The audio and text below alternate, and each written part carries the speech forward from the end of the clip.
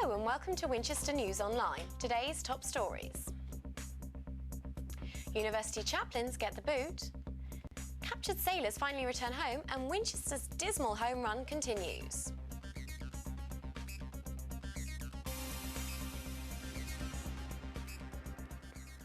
Cash-strapped Hampshire's church leaders are firing chaplains at two Southampton universities. The decision has been undertaken by the Church of England after donations dried up in the recession. Veronica Friedel went to find out more. Despite campaigning from students at Southampton University, which saw them meeting personally with the Bishop of Winchester, the outcome of the Church of England Synod budget meeting has cut funding to university-based chaplains throughout the diocese as a part of an attempt to cut costs. I'm personally very upset, and I'm actually quite angry if I'm honest. I'm very angry that I think that the diocese has decided to cut funding for a part of the church that is growing. We're talking about drastic cuts here. You know, 4 clergymen are definitely losing their jobs over. One of the ways we could have dealt with this is by flagging this up much earlier. The Bishop of Winchester told us that not all chaplains will be affected. Reverend Phil Dykes from Winchester University will still be employed past June 30th, as his job is funded by the university and not by the church diocese. He stated that this action is part of an attempt to cut costs and save the diocese funding. Chaplaincy to me is the place where I found my faith. It's where I found my friends at university, and without it I probably wouldn't have a degree. Everyone is welcome here for free cake and tea and all that kind of thing, and it's fantastic. You can just sit down and talk about absolutely nothing, or you can talk about absolutely everything, and it's like a family. If we lose it, it'll be a great loss to the university and to everyone here. Veronica Friedel, Winchester News Online in Southampton. I'm joined now by University of Winchester chaplain, Reverend Phil Dykes. Hi there, Phil. Thanks very much for joining us. As we heard in the report, your job is safe as the chaplaincy here is funded by the university. Could that money not be put to better use in resources for education? Well, the post is safe, but my job isn't safe. Let's be clear about that. No, I think we are into holistic education. We want people here to more than develop their minds. We want them to develop themselves as people, personalities, to grow and find out who they are, and that's part of what chaplaincy does. It offers people the chance to dialogue about those sort of things and keeps faith or non-faith beliefs certainly on the agenda. So what would you say your role in helping people encourage their spiritual beliefs? What do you think your role would be? Well, for example, we've a student has died. He graduated last summer, and where do they go for help? Where do the people here who grieve her loss go to? They need someone to help them through that, whether they have faith or not, and that's what I'm going to get involved in, providing a memorial service for her, for people, wherever they're coming from. So I think that's very important. But also there's an opportunity to talk to someone like me who's independent. That's fantastic. It's really valued, I'm sure. Thanks very much. Pleasure. A group of a Hampshire man among British sailors held hostage in Iran has been released after a week-long ordeal. Ollie Smith, an engineer from Southampton, was arrested with 4 others after their yacht drifted into Iranian waters. The 31-year-old, who was the skipper of the yacht, is due to arrive in Dubai with the colleagues shortly. The crew were held on an Iranian island of Siri in the Gulf Sea, where they were interrogated by the Revolutionary Guard. Iran now accepts that their legal entry was a mistake, and after negotiations with the Foreign Office, the Iranian government released the crew. Their yacht, the Kingdom of Bahrain, was heading for a race in Dubai when it was seized. Foreign Secretary David Miliband said today he was delighted at their release, and the ordeal of the men and their families was finally over.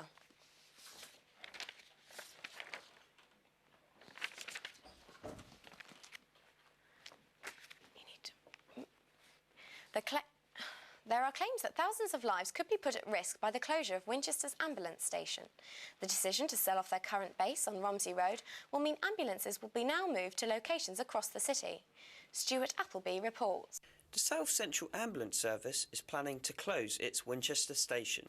The move to position ambulances at standby locations across the city comes after figures showed that nearly half the ambulances sent to life-threatening calls in the Winchester area were late earlier this year. I'm here outside the Accident and Emergency Department at the Winchester County Hospital, where this week it has been announced ambulances behind me are moving base to further afield around Winchester. What impact can this have on the local community? The ambulance standby points will just go anywhere that they're required. But if we start losing these services, we're going to be having real problems. So, no, I don't think it's a good idea. Michelle Hewlett, Communications Manager of the South Central Ambulance Service, responded by defending the move.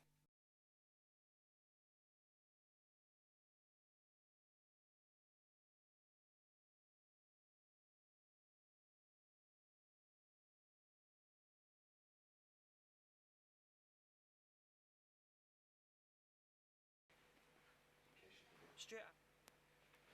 I apologise for the technical difficulties we were experiencing earlier. We've got an email request. If you'd like to send any comments to us, would you email us at winnell@googlemail.com. Now, a scheme in Eastleigh to prevent underage drinking by informing parents and children of the dangers could go nationwide. Staff at the University of Winchester are working with Eastleigh Borough Council to assess its potential for expansion. Maxine Erasmus reports. The University of Winchester is conducting research on the project Start Tackling Alcohol Responsibly, known as STAR. Gary Jones, lecturer in Applied Social Studies, said, "This is an exciting opportunity for the university to carry out research into a highly political and contemporary social issue." Alcohol was becoming an issue nationally, and we had an alcohol strategy. Part of that strategy was for underage drinking. The university lecturers, researchers are actually talking to the steering group, the partners, to see what our view of the project's been. Part of the project has been to restrict underage sales, so that's been quite successful. See what the evaluation brings, and then possibly the learning from that can be shared across Hampshire and further. Many consider that the drinking culture amongst young people in the UK is out of control. The project actively informs parents and children aged 8 to 14 of the dangers of underage drinking through school assemblies and theatre groups. There has been test purchasing in shops to prevent underage sales and an increased presence of police community support officers in the area. The pilot project started 2 years ago in Fair Oak, Bishopstoke and Horton Heath. Maxine Erasmus, Winchester News Online, Eastleigh. And now, here's Tom Obczewski with the sport. Tom. Thanks, Claire. Well, rugby first, and it looked like Winchester were on course to record their first home win of the season, only to throw away a 17-point lead. Arnold Machoko witnessed Winchester's collapse.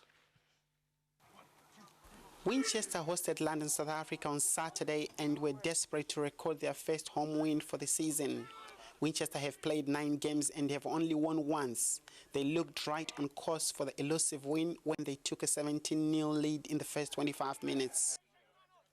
However, the poor ball retention and a somehow subdued approach from the home side almost costed them the game as the visitors fought back to reduce the deficit and level the scores at the stroke of half-time.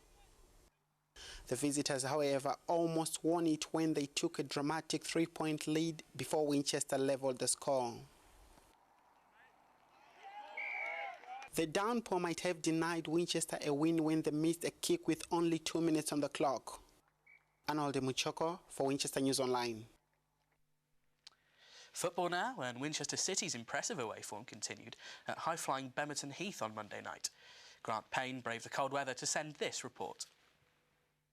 Manager Stuart Hussey looked relaxed as Winchester City visited Bemerton Heath on Monday night. Second place Bemerton started stronger, but it's Winchester City who took the lead as former Bemerton player Zach Glasswell headed home for the away side. Winchester City continued to be the stronger team as Nathan Lynch put a chance over the bar. Bemerton piled on the pressure coming up to half-time and should have equalised, but the home side failed to capitalise on their opportunity. Into the second half, and it's Winchester who is the stronger team and won a penalty when Danny Cox was brought down in the area.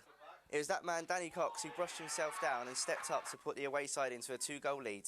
There was no let-up from Winchester City Day, and they took a 3-goal lead when Danny Cox scored his second of the game. Manager Stuart Hussey's delight was clear for all to see. Bemerton's late pressure was to no avail as Rory Anderson put in a match-winning performance for the away side. This is Grant Payne for Winchester News Online. Well, that's all your sport for now. Back to Claire. Thanks, Tom.